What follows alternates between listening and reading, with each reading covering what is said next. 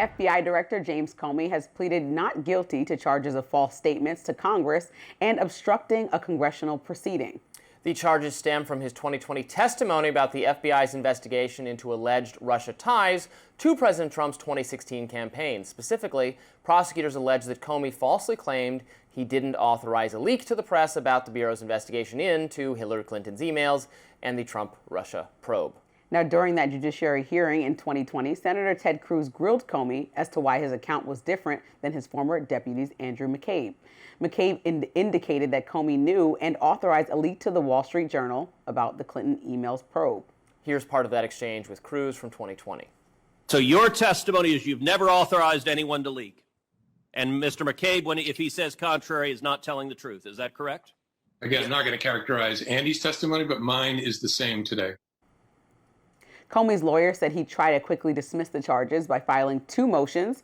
One motion will accuse the government of selective and vindictive prosecution, while the other will try to argue that prosecuting a U.S. attorney's appointment was illegal.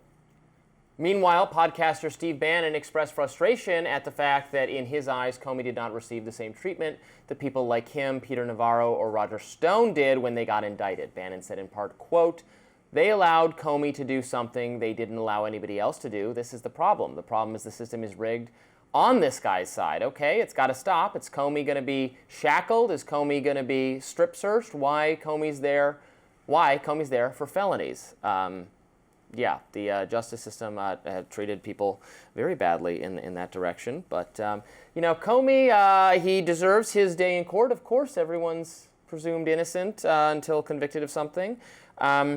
But I find this all very ironic. I was just reminded of this yesterday by some of my colleagues at Reason. Do you know that James Comey was involved in the prosecution years ago of Martha Stewart? No, I didn't know that. And people think, who didn't follow this case closely, that she went to prison for securities fraud, for insider trading. She did not go to prison for insider trading. They could not prove that she committed insider trading. What they proved that she did was made some false statement to investigators in the course of the investigation. So this is his karma.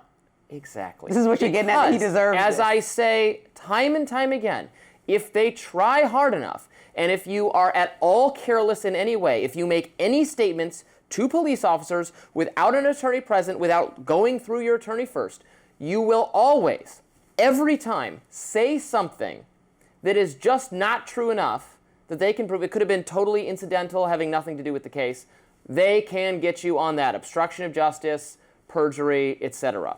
So it will be very ironic if the tables are turned and the same thing is done to James Comey, who's bragged about it in his book, A Higher Loyalty, how thank God the streets are safe from the likes of Martha Stewart. It's so ridiculous.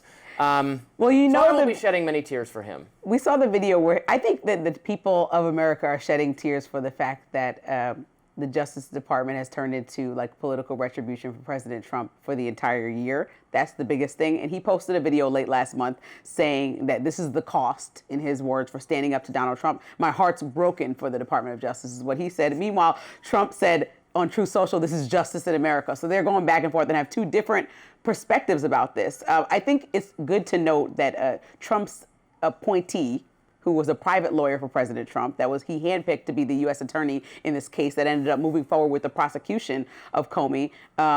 She was one of the only people that was willing to move forward with prosecuting him. I mean, several people were like, I'm not interested. They have industry solidarity. They don't want a fellow G-man. No, maybe they just didn't see enough fire around this smoke that President Trump wanted to be pursued. Like with Letitia James, we saw that message on Truth Social, I believe, that he was sending out saying, prosecute them now. This needs to happen expeditiously. Ran on prosecuting Trump. It was in her campaign materials. I will find an excuse to prosecute Trump. Eric Siebert resigned because specifically not wanting to prosecute Comey. And then he brings in a personal lawyer, Lindsay, who prosecutes Comey. And so we'll see where this goes. But if it falls flat on everybody, we'll know that this inexperienced person is now prosecuting this case that may or may not have validity. And it might be a waste of our time, once again, and resources for political retribution. We shall see. My time.